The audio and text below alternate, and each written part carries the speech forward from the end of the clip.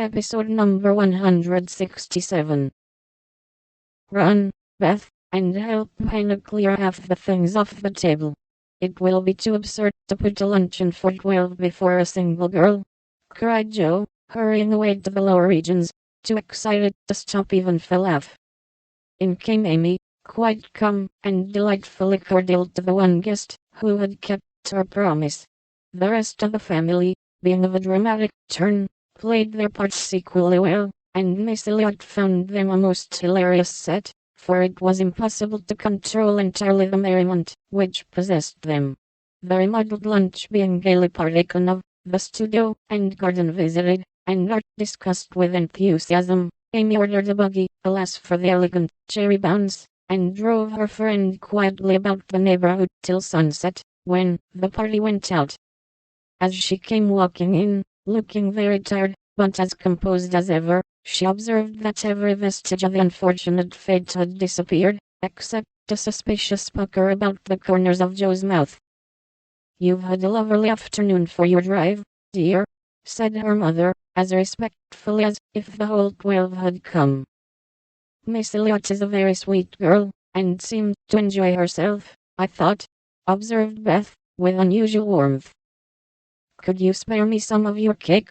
I really need some. I have so much company, and I can't make such delicious stuff as yours," asked Meg soberly. "Take it all. I'm the only one here who likes sweet things, and it will mold before I can dispose of it," answered Amy, thinking with a sigh of the generous store she had laid in for such an end as this.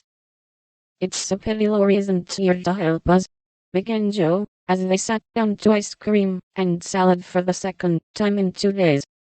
A warning look from her mother checked any further remarks, and the whole family ate in heroic silence, till Mr. March mildly observed, "Salad was one of the favorite dishes of the ancients," and Evelyn. Here a general explosion of laughter cut short the history of salads, to the great surprise of the learned gentleman. "Bundle everything into a basket, and send it to the Hummels. Germans like messes. I'm sick of the sight of this, and there's no reason you should all die of a surfeit, because I've been a fool," cried Amy, wiping her eyes. "I thought I should have died when I saw you two girls rattling about in the what you call it, like two little colonels in a very big nutshell, and mother waiting in state to receive the throng," sighed Joe, quite spent with laughter.